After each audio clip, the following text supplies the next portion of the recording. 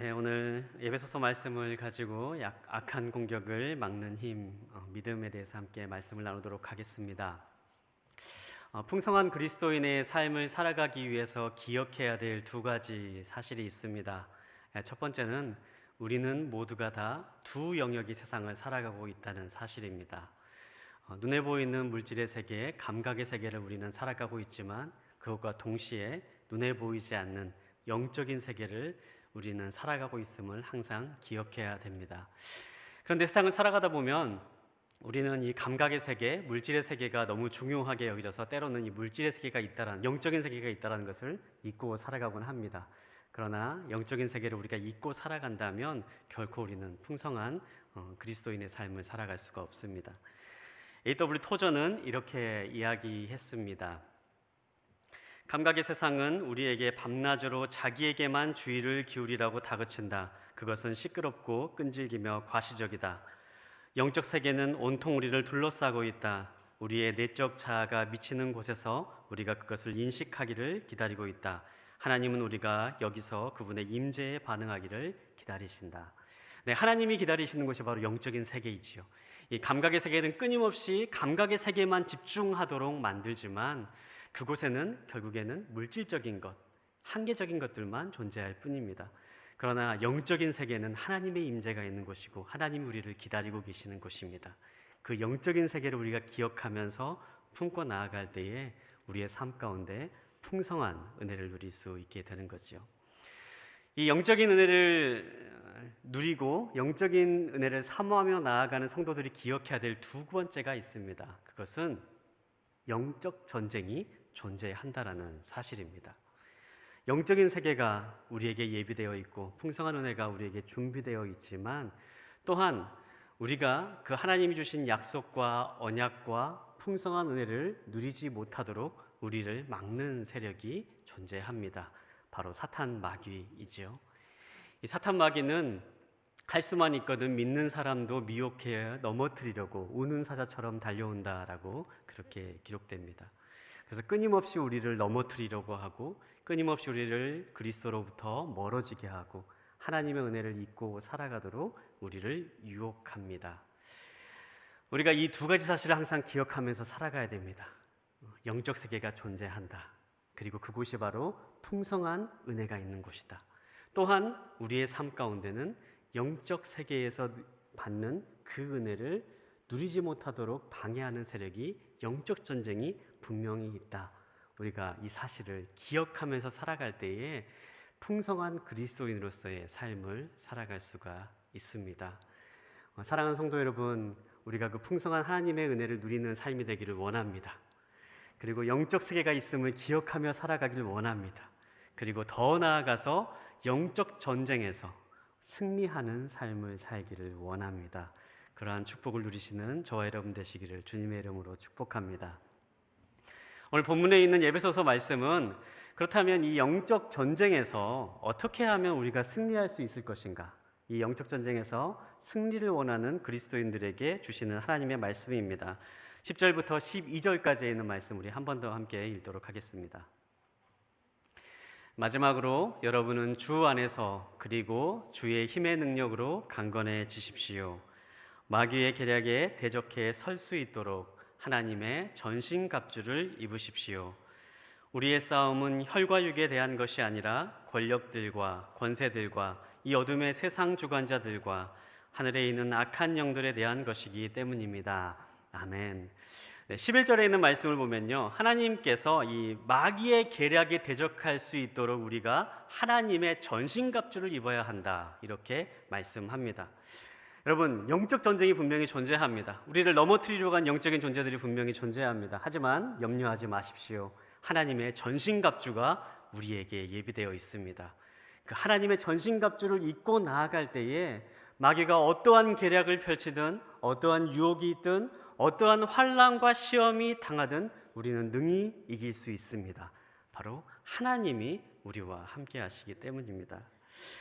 성경을 보면요, 이 전신갑주를 우리에게 설명을 하고 있는데요, 이 14절부터 17절까지 있는 말씀을 보면 우리에게 하나님께서 예비하신 이 전신갑주에 대한 내용이 나오고 있는데요, 우리 14절부터 17절까지 한 번 더 함께 읽어보도록 할까요?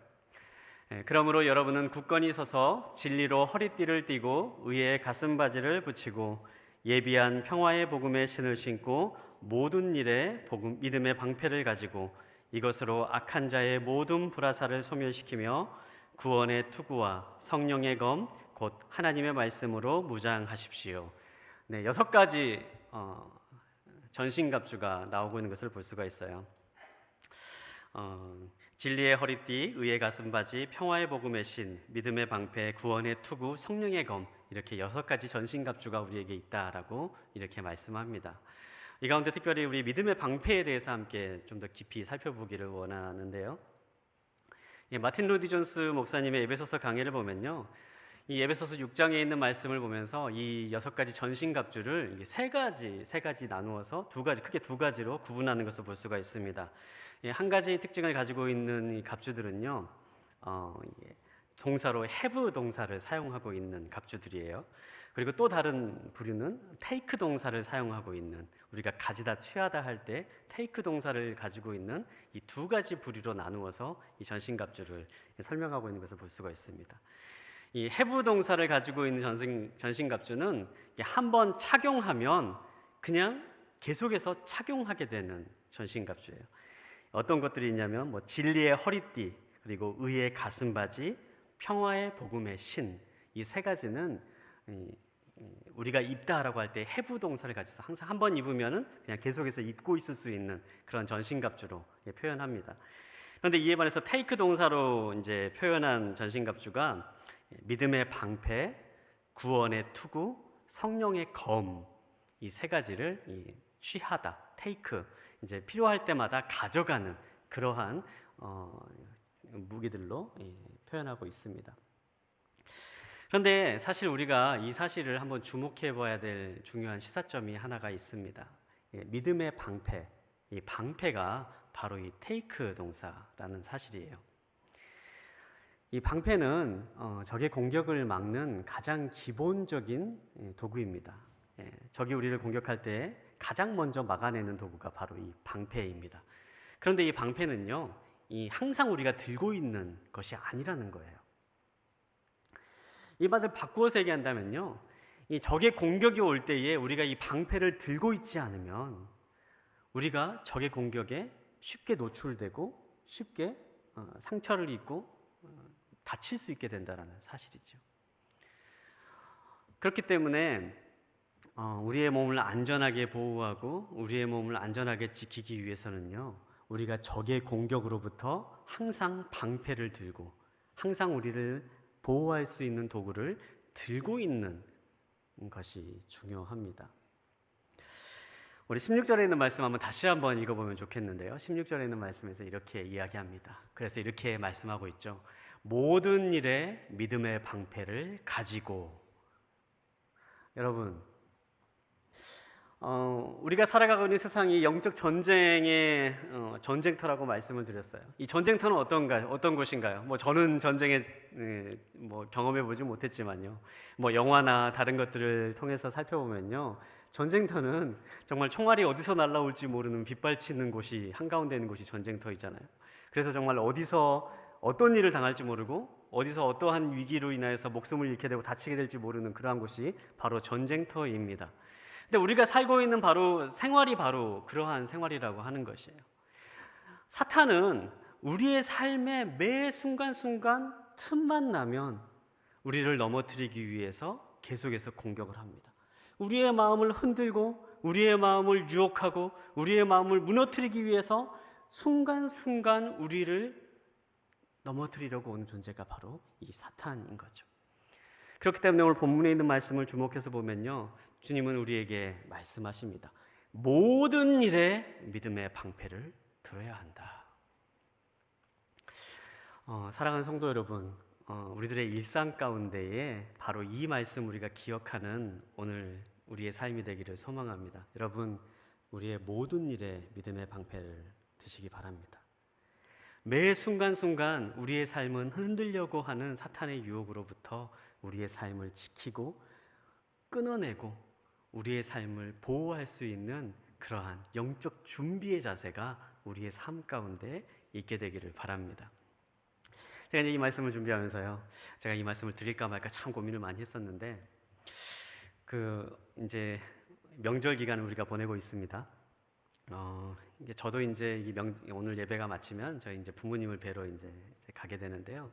이제 부모님을 뵈러 가기 위해서 이제 저희 아내랑 이제 언제 어떻게 가자, 인사드리러 가자 이렇게 계획을 하는데, 이제 한참 이제 저희 아내랑 이야기를 하는데 갑자기 저희 아내가 이제 그런 얘기를 하는 거예요. 여보 그때 기억나? 그러더라고요. 제가 경험상 이런 멘트가 나오면 일단 긴장해야 되는 여보 그때 기억나? 그러더라고요. 근데 이제 얘기를 들어보니까 어떤 얘기냐면, 이제 결혼하고 얼마 안 돼가지고 이제 저희 이제 시댁 저희 이제 가게 됐는데, 갔는데 이제 저희 부모님, 저희 어머니는 이제 제가 아들이 왔다고, 오랜만에 아들이 왔다고 이제 먹을 것도 내주고 막 챙겨주고 막 그러시는 거예요. 그런데 이제 저희 아내는 이제 저희 어머니가 좀 이렇게 안 챙겨주셨나 봐요. 근데 저는 그거를 몰랐던 거죠. 근데 안 챙겨주셨나 봐요. 그런데 이제 음식점에서 이제 한참 이제 밥을 먹고 이제 있는데, 저희 아내가 음식을 제대로 못 먹고 있었는데 마지막에 나온 음식이 육회 비빔밥이었던 거예요. 근데 저희 아내는 육회를 못 먹거든요. 근데 이제 그동안 음식도 제대로 못 먹었는데 마지막에 본인의 자리에 딱 나온 게 육회 비빔밥이어서 그때 너무 이제 서운했다라는 거죠. 이제 그거를 이제 저한테 얘기하면서 그게 기억나냐, 이제 그걸 얘기를 하는 거죠. 근데 제가 그 말을 딱 듣는 순간 제 마음 가운데 드는 첫 번째 생각이 무엇일까요? 집에 가기 싫은가 보구나 이런 생각이 먼저 드는 거예요. 시댁에 가기 싫어서 그런가 보구나. 그러면서 계속해서 생각이 꼬리에 꼬리를 무는 거죠. 아니 기껏 내려가 봐야 1년에 한 2번 내려가는데, 추석이랑 설 이럴 때 겨우 내려가고, 작년에는 설에도 내려가지도 못했고 추석에 한 번 내려갔고, 내가 육회 비빔밥 시킨 것도 아닌데 막 이런 얘기 생각이 들면서, 그러면 올해는 그럼 나 혼자 가야 된다거나 막 그런 생각이 막 드는 거예요, 마음속에. 근데 여러분, 제가 그 시간을 지나놓고 이제 곰곰이 생각해 보니까요, 그게 일종의 사탄의 불화살이었다는 것을 깨달았어요. 제 마음 가운데 자꾸 무엇인가 화를 내고 싶어하는 마음, 분쟁을 일으키고 싶어하는 마음. 사실 아무 문제 아니거든요. 문제 해결은 간단합니다. 육회 비빔밥 안 시키면 되는 거예요. 그런데 육회 비빔밥 가지고 가냐 마냐, 나 혼자 가냐, 이런 생각이 마음 가운데 계속 들면서 계속 마음 가운데 알 수 없는 막 그런 불편한 마음들이 생겨나는 거죠. 여러분, 우리의 일상 가운데 이러한 일상들이 굉장히 많이 있습니다. 사탄은 가장 먼저 우리를 흔드는 것이요, 우리의 감정을 흔들어요. 그리고 우리의 생각을 흔듭니다. 그 생각을 흔들어서 우리가 잘못된 말과 잘못된 행동과 판단을 하도록 만듭니다. 그리고 그 잘못된 말과 행동과 판단으로 인해서 우리의 관계가 깨어지게 되는 거죠. 사탄이 하고 있는 전략이 바로 그러한 거예요. 이것들을 이겨내는 힘은 어디에 있습니까? 우리의 일상 가운데서 우리가 마음을 굳건히 지키는 거지요. 우리의 마음, 우리를 공격하는 마음, 우리를 자꾸 불편하게 만들려고 하는 마음, 그러한 순간순간마다 믿음의 방패를 들어서 사탄의 공격을 끊어내는 삶을 살아야 되는 것입니다. 사랑하는 성도 여러분, 기쁜 기간입니다. 가족들도 만나게 되고 오랜만에 만나는 가족들도 만나게 됩니다. 그러나 그 순간에도요, 사탄의 공격은 있을 것입니다. 그때마다 모든 일에 믿음의 방패를 들으라 라고 하는 이 말씀을 기억하면서 사탄의 공격을 끊어내는 그런 은혜가 저와 여러분 가운데 있게 되기를 축복합니다. 두 번째 함께 살펴보기를 원하는 것은요, 이 믿음의 방패라는 것을 한번 살펴보게 되기를 원해요. 모든 일에라는 것을 살펴봤다면 이제 믿음의 방패라는 것을 우리가 주목해 보기를 원합니다. 사탄의 공격을 막아내는 방패가 믿음이다라는 사실이에요. 우리를 넘어뜨리려고, 우리를 시험에 들게 하고 우리를 좌절시키는 사탄의 공격을 막는 방패가 바로 믿음이다라는 사실입니다. 성경에는요, 사탄에 대한 많은 묘사들이 나오고 있습니다. 그 가운데 계시록 12장 9절에 있는 말씀을 한번 살펴보도록 하겠습니다. 큰 용, 옛뱀, 곧 마귀와 사탄이라고도 하는 이, 온 세상을 현혹시키는 이가 쫓겨났습니다. 그의 사자들도 그와 함께 쫓겨났습니다. 네, 사탄을 표현할 때에 온 세상을 현혹시키는 이라고 그렇게 표현하고 있습니다. 그런데 이 말을 원어적인 의미로 조금 더 살펴보면요, 풀어서 말씀드리면요, 헬라어 원어적인 의미를 좀 말씀드리면, 꼬여서 길을 잃게 만들고 방황하게 만든다라는 의미를 가지고 있어요. 여기서 말하는 현혹이라는 것이 길을 잃게 만들고 방황하게 만드는 존재, 바로 사탄이 바로 그러한 존재다라고 이야기하고 있는 거죠. 이러한 사탄의 그 역사, 사탄의 그 사역을 잘 보여주는 이야기가 성경 가운데 나오고 있습니다. 네, 민수기 13장에 있는 이야기인데요. 이야기는 이렇습니다. 이스라엘 백성들이 이집트를 나와서 이제 하나님이 약속하신 가나안 땅을 향해서 가게 됩니다. 그리고 시내산에서 하나님의 율법을 받고 또 광야 생활을 거치면서 이제 마침내 가데스라고 하는 지역에 도착했을 때의 이야기입니다. 바로 그곳에 도착했을 때 사람들은 이 자신들이 들어가게 될 이 가나안 땅이 어떠한 땅인지 살펴보기 위해서 12명의 정탐꾼을 뽑아서 그곳에 보내게 되지요. 그리고 그 12명의 정탐꾼이 가나안 땅을 보고 돌아와서 이야기합니다. 10명의 정탐꾼이 그 땅을 갔다 왔더니 우리는 그 땅에 들어갈 수 없다라고 하는 부정적인 피드백을 하는 것을 볼 수가 있어요. 근데 그 부정적인 피드백의 내용이 이렇습니다. 민수기 13장 31절부터 33절까지에 있는 말씀, 함께 해보겠습니다. 그러나 그와 함께 올라갔던 사람들이 말했습니다. 우리가 그 사람들에게 올라가서는 안 됩니다. 그들은 우리보다 훨씬 더 강합니다. 그러고는 그들이 이스라엘 백성들에게 자신들이 살펴보고 온 땅에 관해 좋지 못한 이야기를 했습니다. 우리가 살펴보고 온 그 땅은 거기 사는 사람들을 잡아먹는 땅입니다. 우리가 거기서 본 사람들은 모두 신장이 컸습니다. 우리가 거기서 네피림, 곧 네피림에게서 나온 아낙 자손들을 보았습니다. 우리 눈에도 우리가 메뚜기처럼 보였으니 그들 눈에도 마찬가지였을 것입니다. 네, 그 10명의 사람들이라는 피드백을 살펴보면요, 그곳에서 사람들이 보았다라는 거죠. 무엇을 보았습니까? 어마어마하게 좋은 땅임에도 불구하고 그 땅은 사람을 잡아먹는 땅이다라는 것을 보았다라고 이야기합니다. 그리고 그곳에 가서 보았더니 그곳에 있는 사람들은 신장이 무척 큰 것을 보았다. 아낙 자손들도 보았다. 그리고 그들을 보았을 때에 또 우리를 보니 우리는 메뚜기처럼 보였다. 우리는 도저히 그 땅에 들어갈 수가 없다. 이렇게 보고하고 있는 것을 볼 수가 있어요. 그들은요, 이 10명의 사람들은요, 그들이 본 것만을 의지했습니다. 그들이 본 것만을 생각했습니다. 그들이 가서 본 어려운 상황들만을 생각했습니다. 그래서 말하는 것입니다. 안 된다, 포기하자, 돌아가자, 우리가 다 죽게 되었다. 그리고 사람들을 선동하면서 오히려 모세를 잡아 죽이려고까지 했던 바로 그러한 이야기로 이어지는 것을 볼 수가 있습니다. 사랑하는 여러분, 우리가 사탄의 공격을 받을 때 어떤 중요한 일을 할 때에 신중하게 하는 거 굉장히 중요합니다. 정탐꾼을 보내는 거 굉장히 중요하고요. 그곳 가서 잘 살펴보는 거 중요합니다. 하지만 우리가 잊지 말아야 될 것은 무엇입니까? 우리가 믿고 섬기는 하나님이 어떤 분인가를 그 순간에도 잊어서는 안 된다는 사실입니다.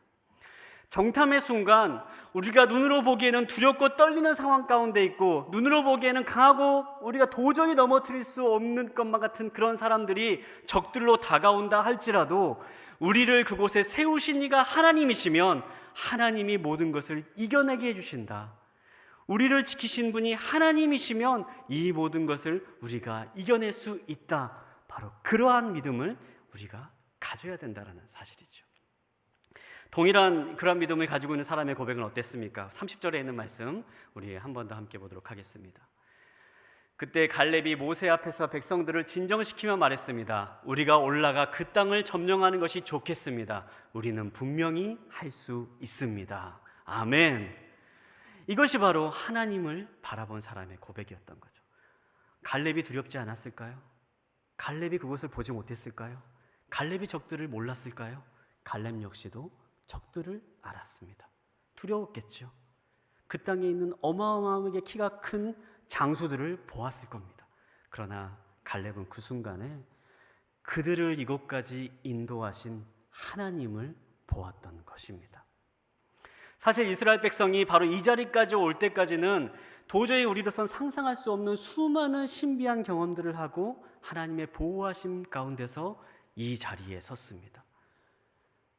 이집트의 10가지 재앙을 내리시는 하나님을 그들은 목격했습니다. 홍해바다를 가르치는 하나님을 목격했습니다. 구름기둥과 불기둥으로 그들을 인도하시는 하나님을 경험하고 있습니다. 매일 아침마다 만나를 먹게 하시는 하나님을 경험하고 있습니다. 메추라기가 쏟아지는 것을 경험하고 있습니다. 하나님이 그들을 인도하신 그 하나님이 계속해서 그들 가운데 있음에도 불구하고 그 하나님을 바라보지 않고 그저 상황과 환경만 바라보았을 때에 결국 넘어지고 마는 것을 우리는 볼 수가 있습니다. 사랑하는 성도 여러분, 우리들의 삶 가운데 지켜야 될 믿음은 무엇입니까? 우리가 매 순간순간 들어야 될 믿음의 방패는 무엇입니까? 하나님을 바라보는 것입니다. 하나님을 기억하는 것입니다. 지금까지 나를 인도하셨던 그 하나님의 역사를 다시 한번 기억하는 것입니다. 위기의 순간, 어려움의 순간, 그 순간 우리가 들어야 될 믿음은요, 하나님입니다. 하나님이 어떤 분이신가? 계속해서 제 이야기를 하게 되는데요. 명절이니까 그러려니 하고 이해해 주십시오. 죄송합니다.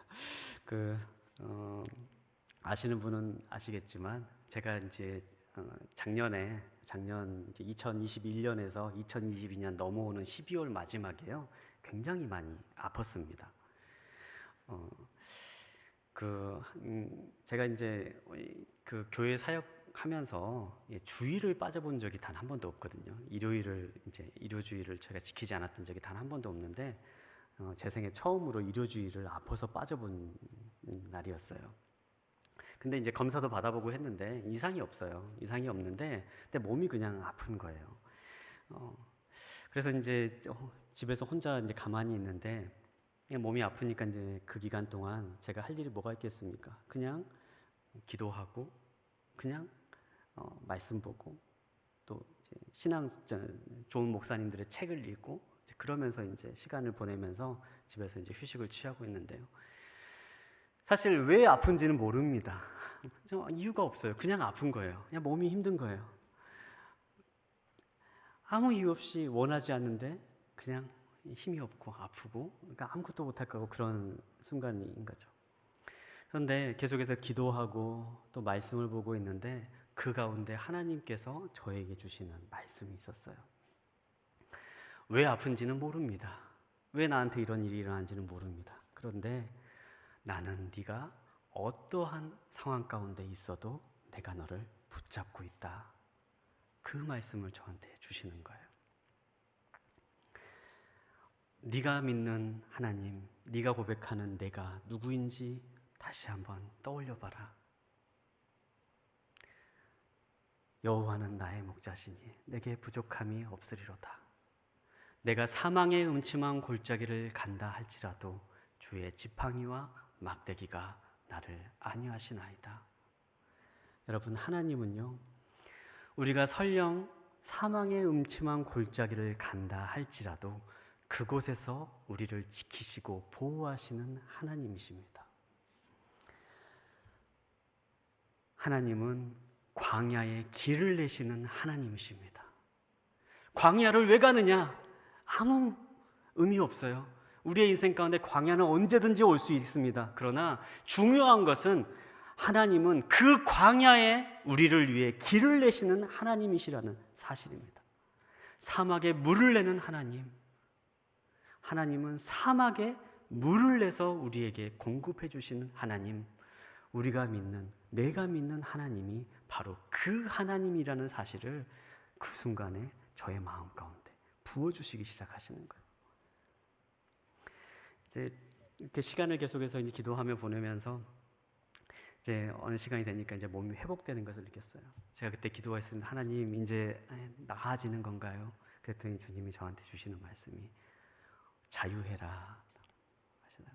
그냥 내가 너를 자유케 할 거야. 평안해. 그 말씀을 주시더라고요. 사실 그 일주일 동안 아프면서요, 저도 이제 참 많이 힘들었습니다. 그런데 저한테는 그 일주일이 참 저한테는 의미 있는 시간이었어요. 그 기간이 저의 그동안의 무엇인가 쫓길 것만 같은 그러한 상황들, 그리고 무엇인가 마음 가운데 순간순간 오는 답답함들, 그러한 것들을 다 하나님께 본물처럼 쏟아내는 시간이었고, 그 시간이 있어서 하나님으로부터 채워지는 은혜, 다시 한번 하나님을 붙잡고 살아가는 것이 어떤 것인지를 경험할 수 있는 시간이었습니다.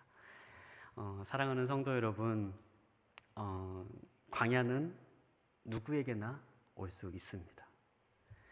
그러나 중요한 것은요, 그 순간에 우리는 하나님을 기억해야 됩니다. 그것이 바로 적들의 공격으로부터 우리가 승리하는 믿음의 방패입니다.